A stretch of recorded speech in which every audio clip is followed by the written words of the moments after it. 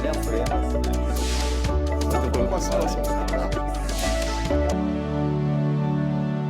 Olá, começa agora o programa Em Discussão Especial. Hoje vamos falar de gestação de alto risco. Eu recebo aqui nos estúdios da TV Alesp a doutora Alessandra Fernandes. Doutora, seja bem-vinda à TV Alesp. Vamos falar um pouco de gestação de alto risco, né? Qual que é a definição de uma gestação de alto risco?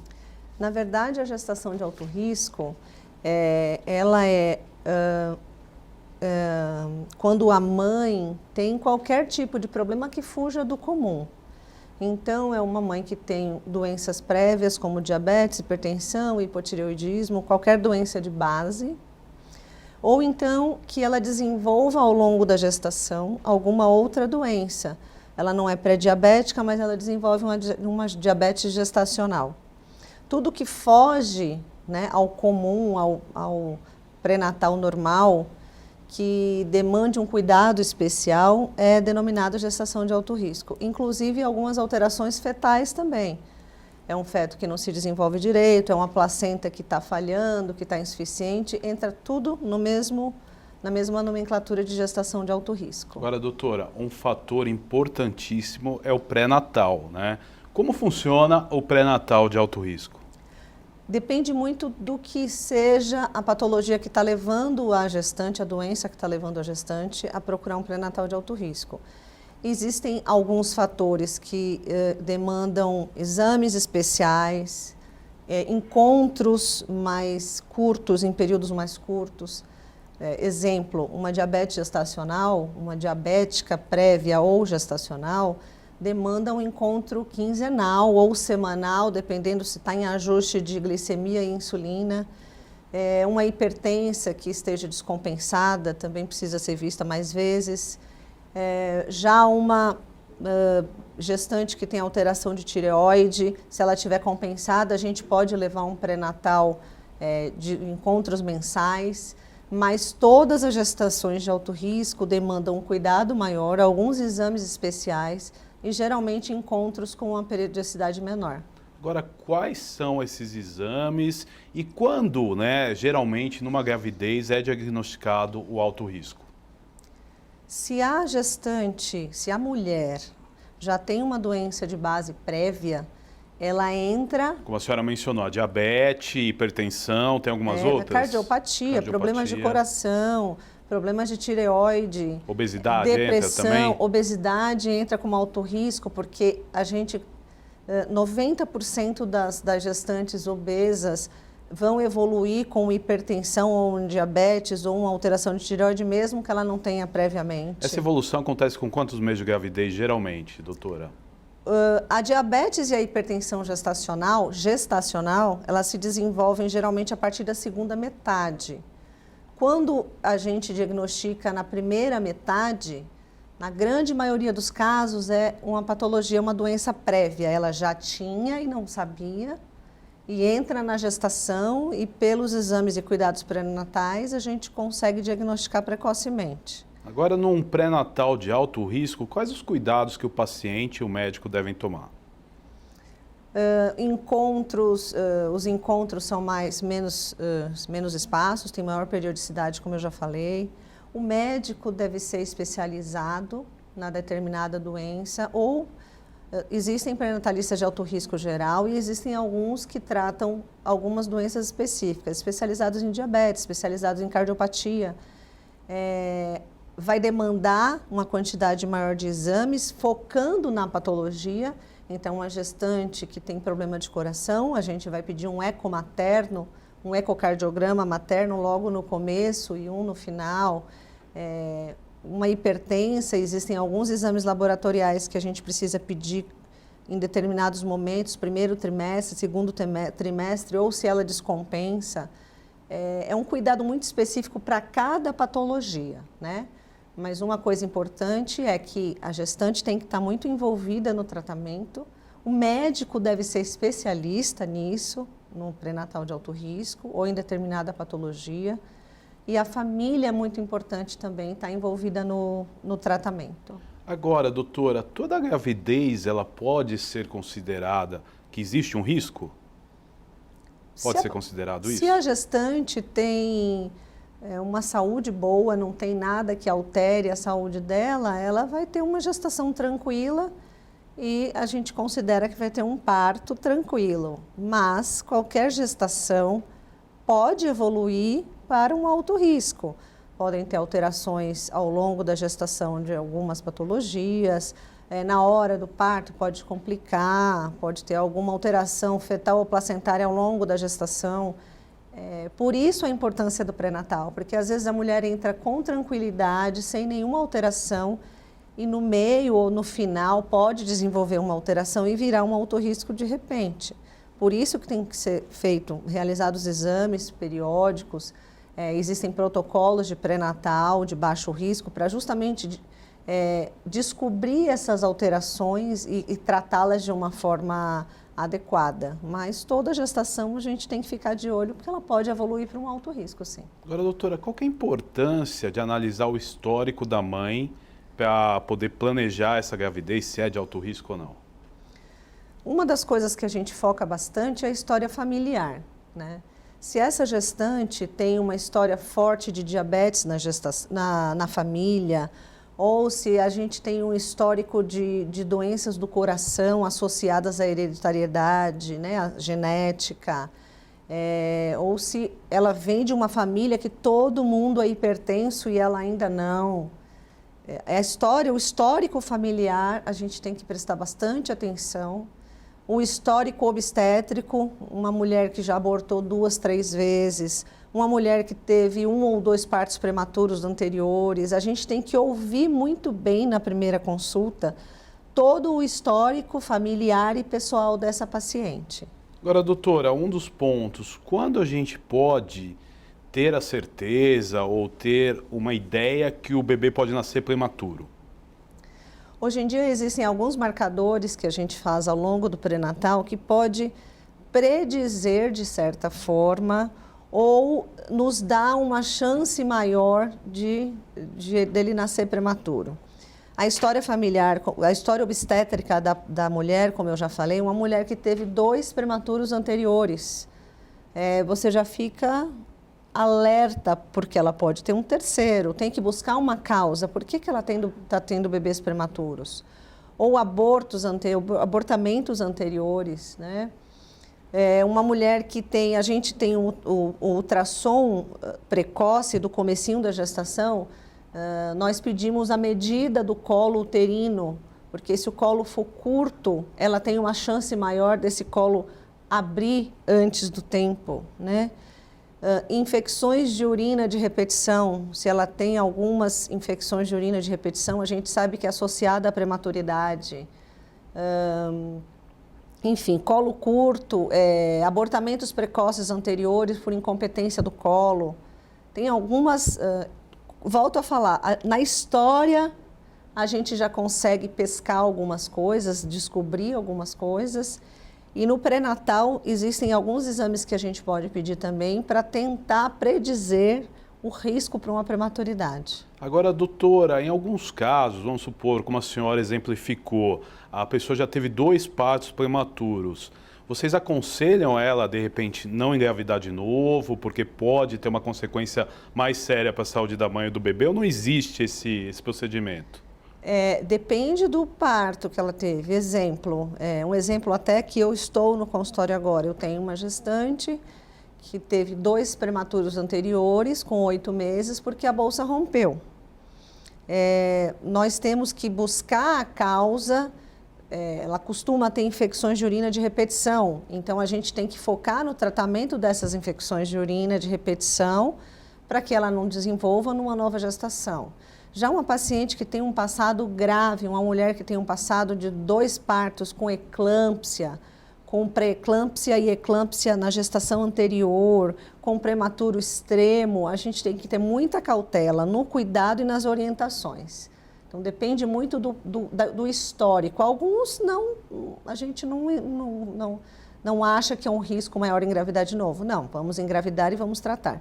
Outros casos mais graves, a depender do desenvolvimento, do risco que ela passou e os bebês passaram, a gente não aconselha a engravidar de novo, depende muito do caso. Agora, a gravidez de risco, ela tem uma idade que ela se apresenta ou ela pode se apresentar em qualquer idade? Em qualquer idade. Existe maior incidência em alguma faixa etária? Sim, a partir dos 35 anos atualmente, a gente já passa a ter um cuidado maior com essa mulher, né? A partir dos 40 é sempre alto risco, porque Já é uma classificação padrão. Uma classificação padrão. Então, a gente sabe que as mulheres acima dos 40 anos, elas podem desenvolver ao longo da gestação uma incidência maior de patologias, de algumas doenças. Hipertensão é uma delas, diabetes é outra delas, né? Mas isso não diz, vamos dizer assim, né? Que uma gestante jovem não possa ter um pré-natal de alto risco, com algumas alterações fetais, com uma mulher jovem que já venha com obesidade, com uma pré-diabetes. A classificação independe da idade, mas acima dos 35 e mais focado acima dos 40, sempre é uma gestação de alto risco. E quando essa gravidez, por exemplo, acontece na adolescência? Adolescentes com 13, 14, 15 anos que engravidam, ela tem o maior risco? Também, são os dois extremos da idade, na verdade, né? Abaixo dos 16 anos e acima dos 40. Isso sempre demanda um cuidado especial, tem uma incidência maior de alterações de algumas doenças, alterações na hora do parto, meninas muito jovens e mulheres mais velhas. Então, a gente tem que ter sempre um cuidado especial. Esqueci de falar das mais jovens. Com certeza, doutora. Agora, qual dessas doenças, a senhora citou a diabetes, a hipertensão, mas qual a doença que seria mais grave no decorrer de um parto? Uma das doenças que a gente mais vê complicar e que é difícil de lidar é a hipertensão na gestação, né? A hipertensão na gestação, mesmo prévia, que a mulher já tem e entra na gestação hipertensa, a gente tem que ter um cuidado muito grande para ela não virar uma pré-eclâmpsia e uma eclâmpsia, que é o pior dos mundos para uma evolução na gestação. Doutora, de forma didática para o telespectador da TV Alesp, o que é eclâmpsia? A hipertensão na gestação ela é classificada de mais ou menos duas formas. As pré-gestacionais, então a mulher que já é hipertensa e entra numa gestação, que a gente tem que ajustar medicações, ou a mulher que desenvolve a hipertensão ao longo da gestação. Essa mulher que desenvolve hipertensão ao longo da gestação é a mesma coisa. Nós temos que ajustar a dose, ou entrar com medicação. Quando ela evolui mal, e a gente tem alguns exames até que predizem ou que indicam isso, ela aumenta muito a pressão descompensa e ela pode entrar num quadro grave de convulsão secundária ao pico de pressão. Isso chama eclâmpsia. Eclâmpsia, então, seria a convulsão. A mulher convulsiona, se bate como se fosse uma epilepsia, uma convulsão. E ela pode desenvolver epilepsia, não? Não tem associação? Essa convulsão é associada ao pico alta. hipertensivo que desenvolve, causa isso. Tanto no final, na verdade isso pode acontecer em qualquer momento da gestação, né? E até principalmente as 72 horas pós-parto também. Eu acho que, no geral e pela incidência, não é que seja a doença mais grave de todas, mas é a mais incidente que inspira mais cuidados, né? Doenças, algumas alterações cardíacas da gestante, nós temos que ter um cuidado muito grande, porque tem algumas doenças do coração que a gente até contraindica uma gestação, né? Quais, por exemplo, doutora? Uma hipertensão pulmonar. É uma doença bem grave que causa um risco muito alto a uma mulher durante a gestação. Então, existem algumas doenças do coração, poucas, né? A grande maioria das doenças do coração a gente consegue lidar, usar medicação e controlar. Mas algumas outras, poucas, mas algumas, vamos contar 5, 6, bem graves numa mão aí, hipertensão pulmonar, coarctação de aorta, que são patologias que a gente quase não ouve falar, mas que existem, então, no nosso dia a dia e que aí levam uma gravidade muito grande a uma gestante. Agora, doutora, quais os riscos, por exemplo, numa gravidez onde os óvulos estão envelhecidos? A maior gravidade são as alterações genéticas, né? São os fetos desenvolverem trissomias, como síndrome de Down, síndrome de Edwards, síndrome de Patau, que são bem incidentes em óvulos mais velhos, porque na hora que os óvulos nascem com a mulher, então os óvulos da mulher têm exatamente a idade dela, né? Diferente do espermatozoide do homem, que ele é produzido diariamente, né? A depender da demanda. Então, esses óvulos envelhecidos, eles começam a ter defeitos e se dividir de uma forma estranha, né? Com um cromossomo a mais ou um cromossomo sexual a menos. E eu acho que o maior risco para mulheres com óvulos envelhecidos são as alterações genéticas. Fora que ela não ovula todo mês, então ela já tem uma dificuldade maior de engravidar. E quando engravida, pode ter alteração genética. Eu gosto de falar sempre que hoje em dia nós temos muitas mulheres depois dos 40 que engravidam. Isso é comum no meu consultório. Eu tenho mulher de 48 anos, grávida. Então eu quero chamar a atenção aqui que não é aquilo que se pensa que toda mulher depois dos 40 vai ter alteração genética, ou vai ter trissomia, ou vai ter síndrome de Down. Não é assim. Aumenta o risco, dobra de 0,5% para 1%, para 2% aos 40 anos, mas ainda assim é uma porcentagem pequena. Ao longo desses anos, cada ano que a mulher faz a mais, 41, 42, 45, isso já vai aumentando. Mas aquilo antigamente que se pensava que toda mulher depois dos 40 tinha um filho com síndrome de Down ou com alguma outra síndrome, isso não é verdade. A gente tem muitos exemplos hoje em dia de mulheres mais velhas que engravidam normalmente e que os filhos são normais. Na rotina do seu consultório, a mulher com maior idade que está grávida no momento, 48 anos que apareceu assim? 52. 52. E como é uma gravidez numa mulher de 52 anos? Quais os cuidados? Especificamente, essa mulher, essa paciente, na verdade, a de 48 e a de 52, né? Ambas inseminação artificial. A gente tem que fazer pesquisa profunda de síndromes genéticas, né? Acompanhar essa gestação muito de perto, porque são mulheres que podem desenvolver, como eu já falei, doenças típicas da idade. A gente tem que usar, geralmente, uma carga hormonal muito alta para essa gestação se manter de uma forma saudável. E um cuidado muito próximo, como eu falei, a paciente tem que estar... Geralmente, essas pacientes mais velhas que engravidam por inseminação, elas já vêm com um cuidado muito grande, elas se cuidam muito, né? E a gente tem que dar um cuidado maior também. Eu tive uma única gestante de 54 anos que ela engravidou naturalmente. Naturalmente. Mas isso não é comum, Entendo. É muito difícil. E geralmente são esses cuidados, né? Nós temos várias vezes que repor hormônios, suplementos vitamínicos, cuidar das doenças associadas à idade, como o desenvolvimento de hipertensão. É uma gestação bem cuidadosa. Agora, doutora, a senhora abordou o tema da inseminação artificial. Toda gravidez que vem de uma inseminação artificial é considerada uma gravidez de risco?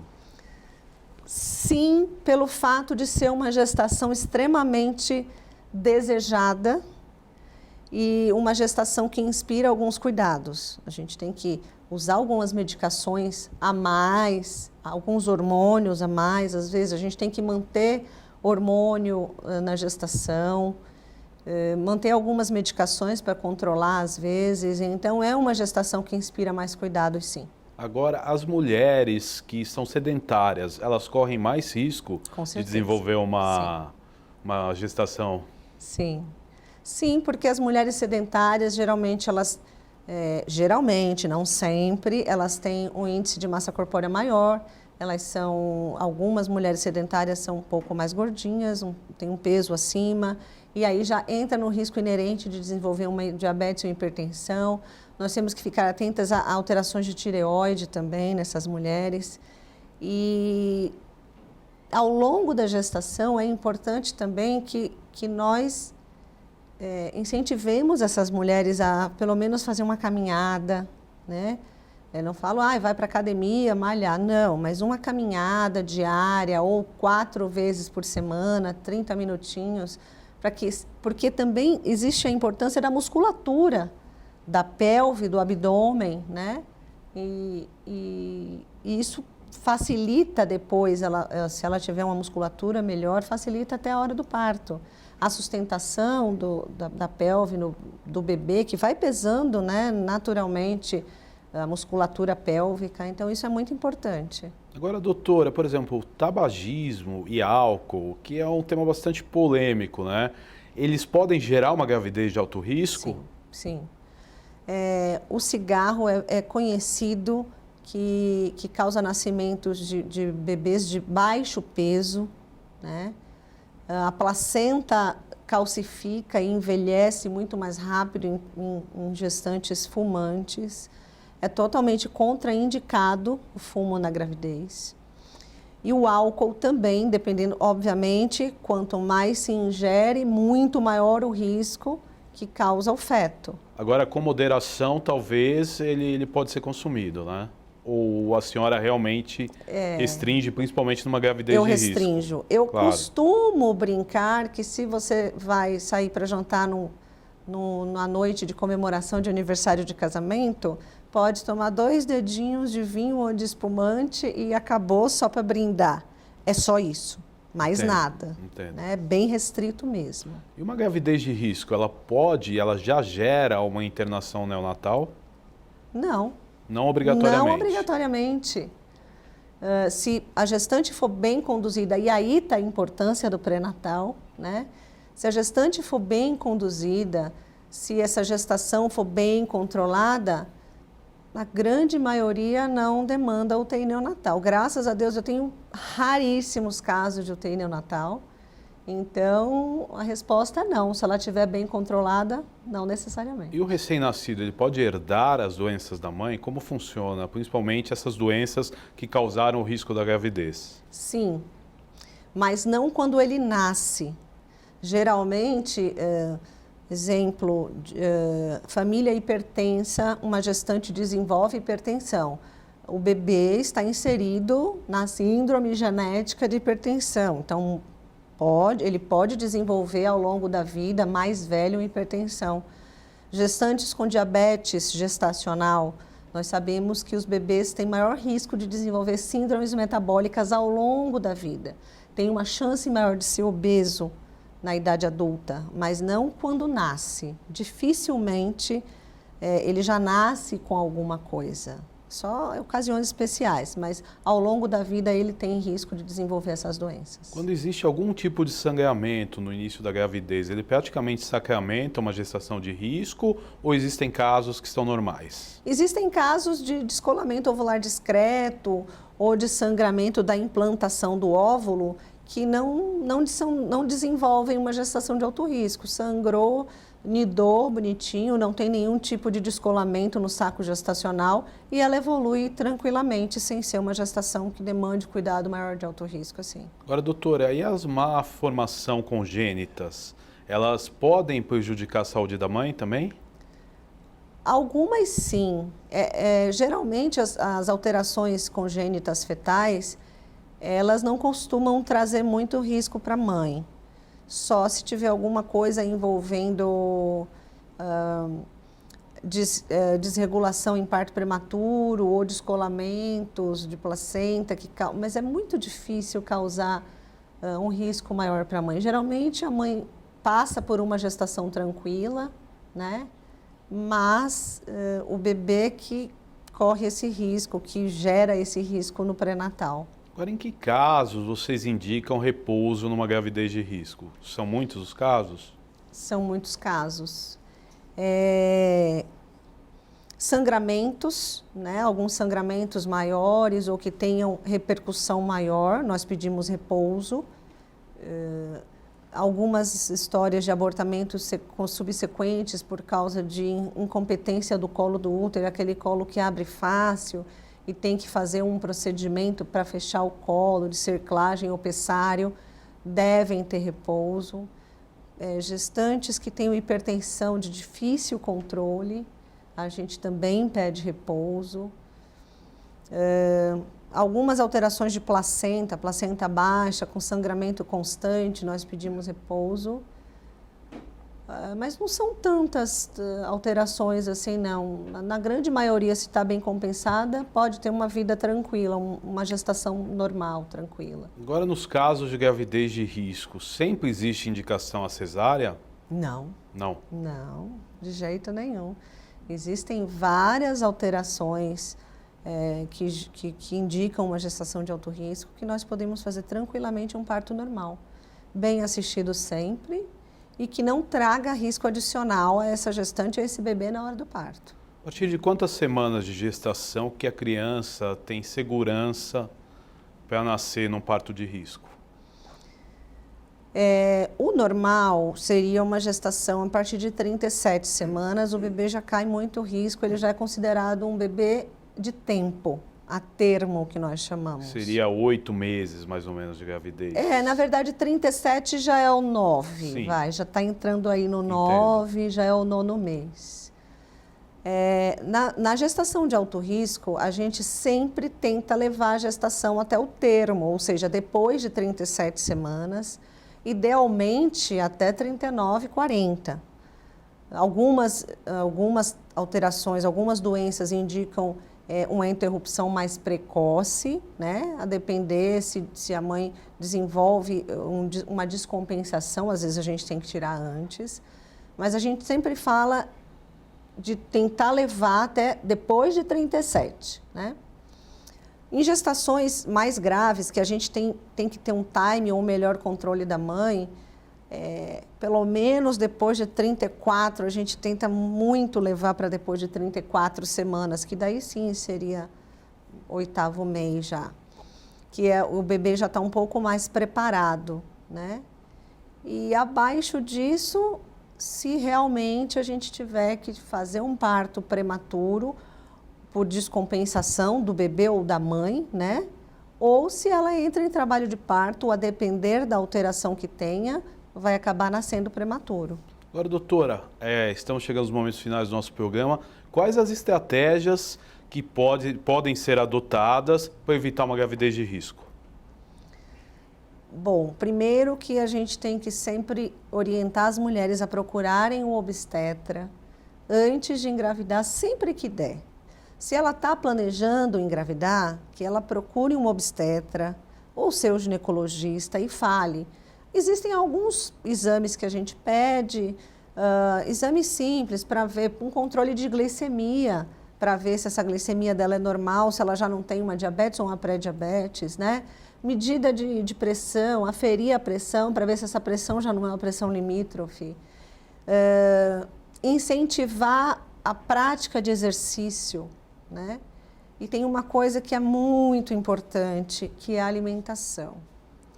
Né? Sempre orientar uma mulher a ter um tipo de hábito alimentar saudável. Geralmente eu peço para passar na nutricionista antes de engravidar, porque eu quero que ela mude o hábito, seja para perder um pouquinho de peso que está em excesso, ou para já se acostumar daquela alimentação saudável que ela vai ter ao longo da gestação, porque o bebê, ele se desenvolve melhor, obviamente, quando a mulher tem uma dieta balanceada. A gente vê que existem algumas mulheres que engordam 30 quilos e têm um bebê de 2,7 kg, e outras que engordam 6, 7 e têm um bebê de 3,5 kg, né? Por quê? Porque ela está comendo bem, ela está ingerindo coisas boas, e aí o bebê acaba se desenvolvendo melhor. Quero agradecer a doutora Alessandra Fernandes. No programa Em Discussão Especial de hoje, nós falamos de gestação de alto risco. Você pode ver e rever este e outros programas em nosso canal no YouTube. Até nosso próximo encontro. Valeu!